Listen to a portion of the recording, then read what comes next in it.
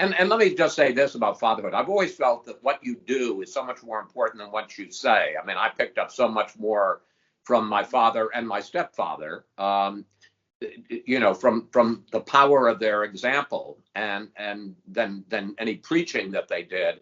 And that opportunity as a father to instill in your kid and for your kid to see how you just conduct yourself, how what you do, how you act, how you behave, how you treat your wife, how you treat your children, how you treat your responsibilities, is just invaluable. And for kids not to have that growing up is just puts them at a huge disadvantage. What's doing, everybody? Welcome to First Class Fatherhood. I'm Alec Lace, and before I hit you with today's interview, make sure you subscribe to my YouTube channel and hit the link in the description so you can listen to all of the interviews I've done with so many tremendous dads, including Dana White, Deion Sanders, Tony Hawk, and so many others. Now let's get going with today's interview.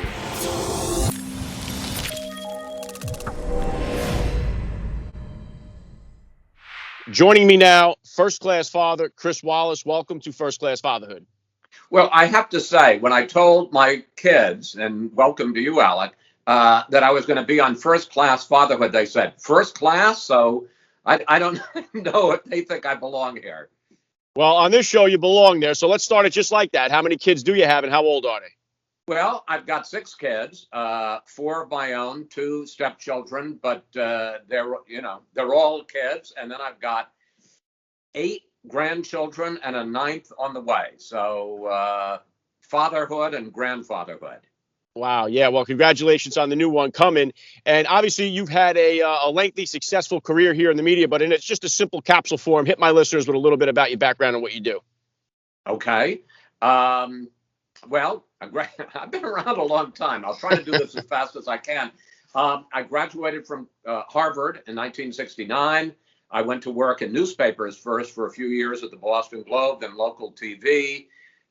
Went to NBC in Washington in 1978, ABC in 1989, and Fox in 2003. So all told, 52 years in newspapers and television.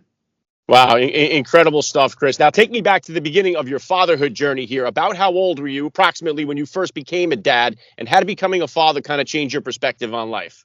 I love the way you say approximately, like people don't remember exactly how old they were when they became a father. I was 27. I was a local TV reporter in Chicago. My son, Peter, was born, and I had an older brother who died when he was 19 years old in a mountain climbing accident. And I always said if I had a son, I was going to name him Peter, and Peter is named after my brother. How does it change you?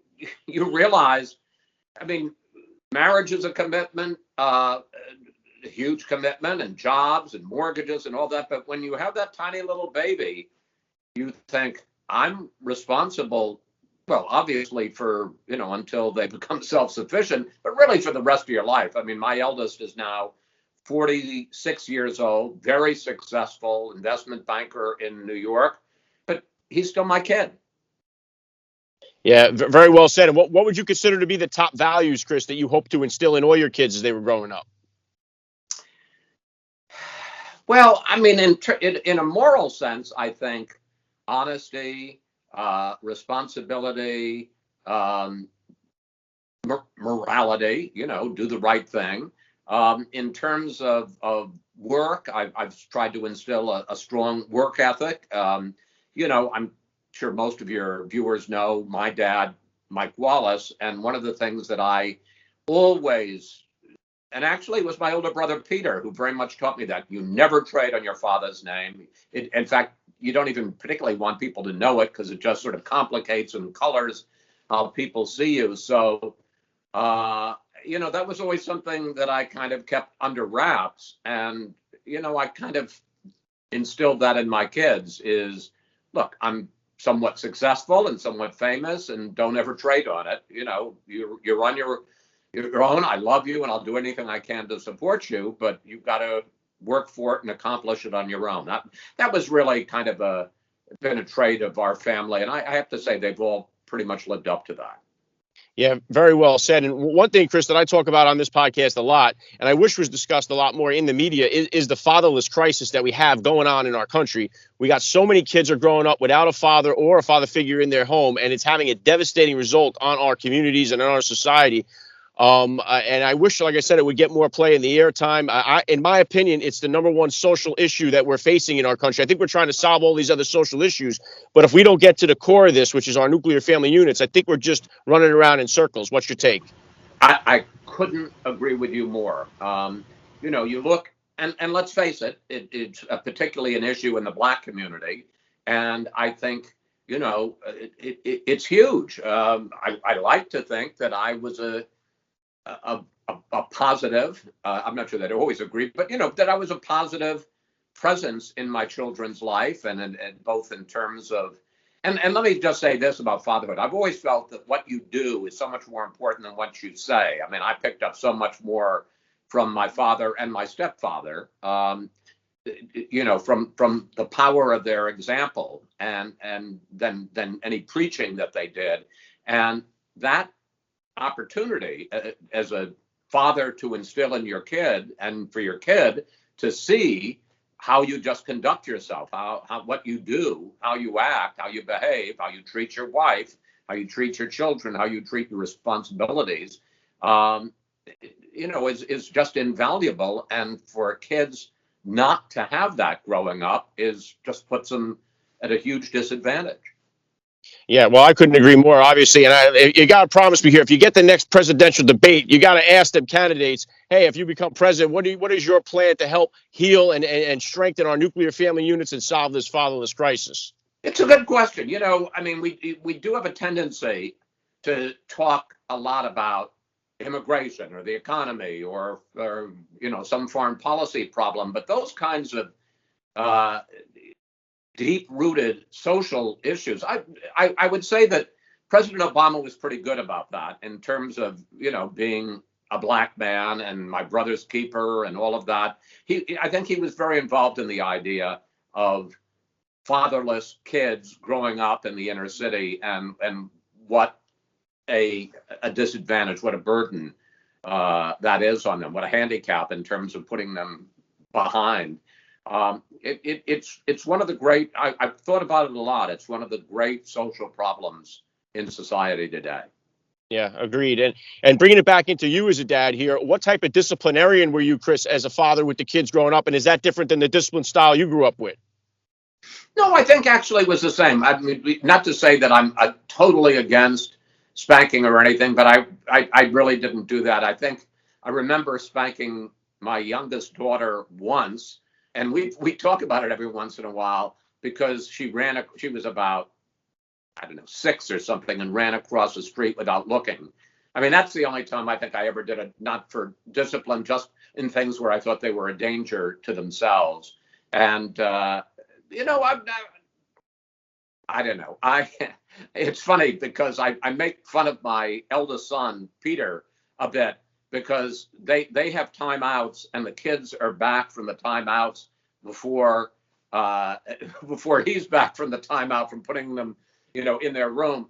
One of the things that I do believe about discipline is you shouldn't threaten your kids or say, if you do this, where I'm gonna often, but if you do it, you gotta keep it. You gotta keep it. I mean, there's nothing that seems to me worse than when you say to you, if you do that, you're not watching shows, or I'm going to take that away from you, and then you don't live up to it, because I think then kids just don't take your discipline seriously. I've seen that myself too, Chris. I have 4 kids. We have 4 kids, and each one of them requires a different style of discipline. The same style doesn't necessarily work with each one of them. So it's definitely a trial and error there.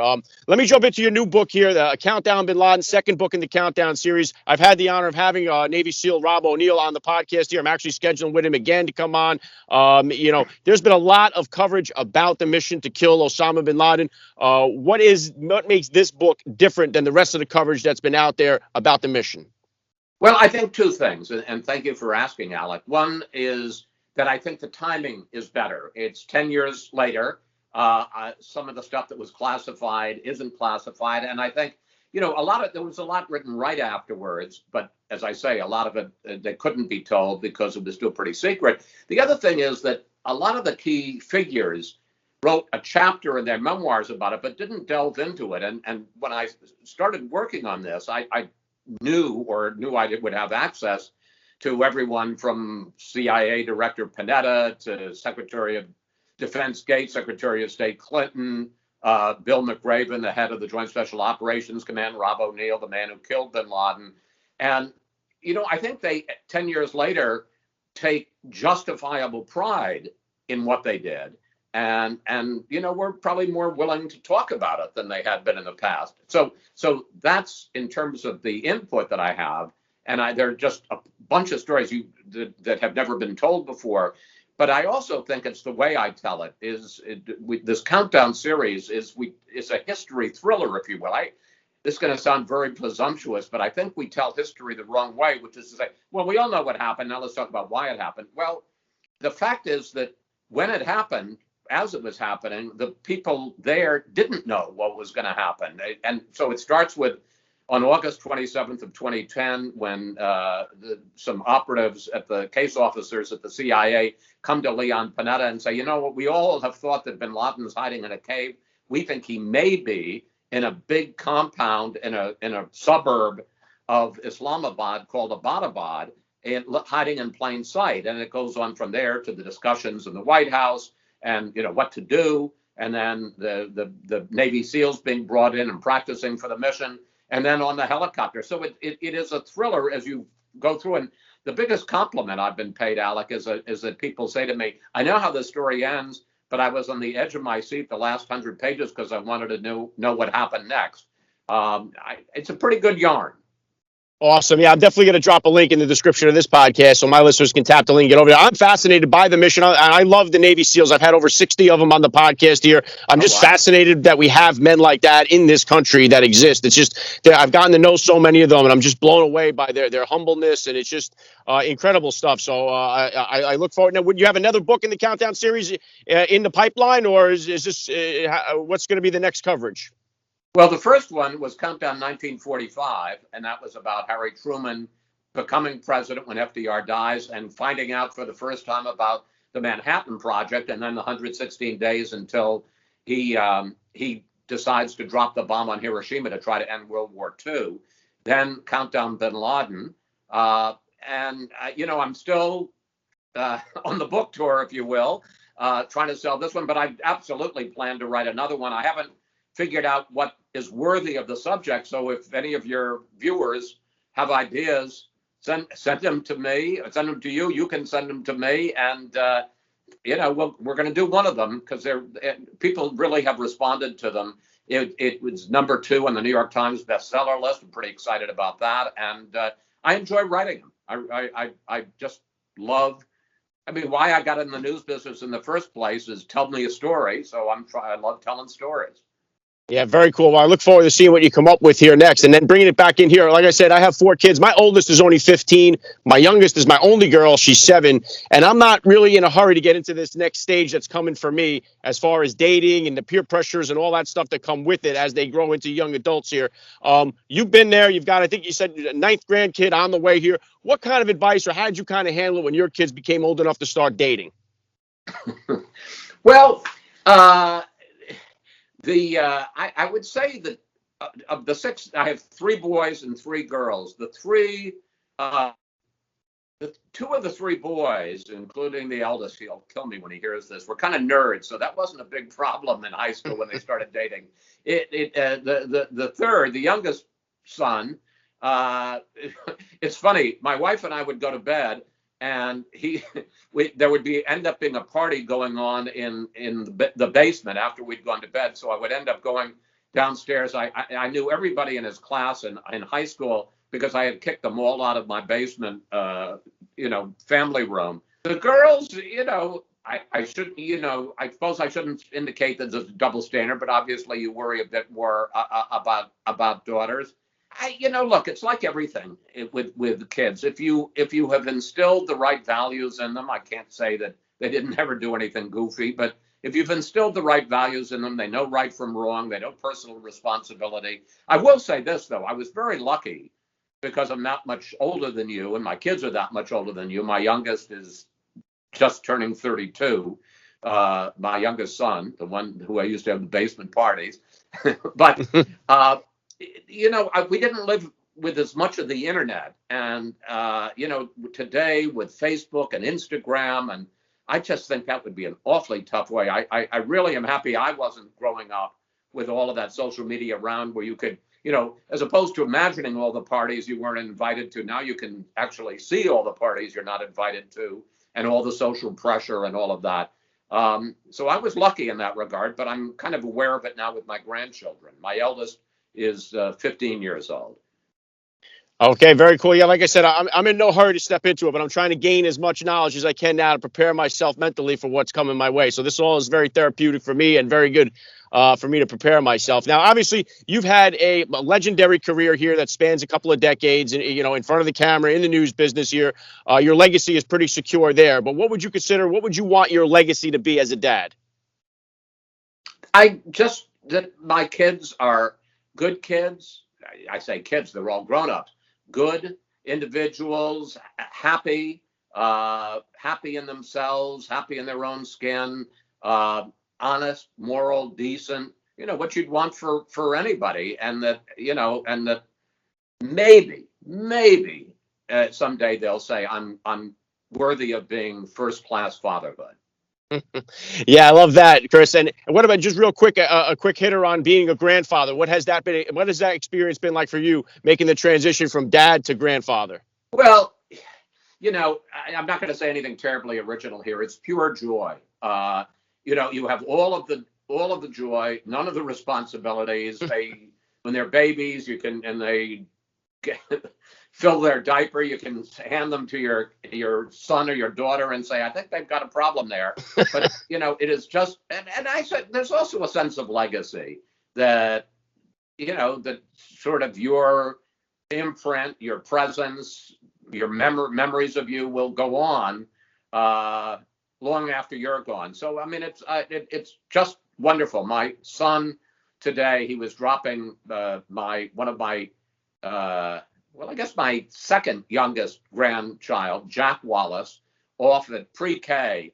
And they were a little bit early. They were on the line, and he was dropping them off at pre-K. And so he FaceTimed me, and I was talking to Jack about, stuff that was going on. And it's just, it's wonderful to talk to my son and my grandson. And it's part of what makes life worth living. Yeah, I'm definitely not speeding towards that myself either, but I definitely look forward to the time. I always hear the great stories about that, and it seems to be one of the greatest treasures in life. So well said there. And the last thing I want to hit you with here, Chris, I love to ask all the dads that I get on the podcast, what type of advice do you have for that new dad or for that about-to-be father who's out there listening? Well, I mean, I'd say a few things. First of all, and I said this to my kids, savor every moment, record every moment, take lots of pictures, keep souvenirs. It goes by so fast.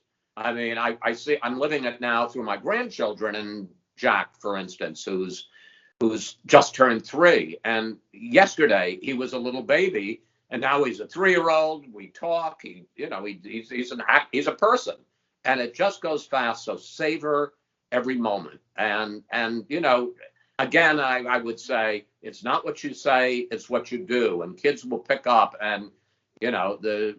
They'll see your example, not from preaching, but from the way you live your life and conduct your life and treat members of the family and treat people in the outside world. And they're always watching. So just be aware of that.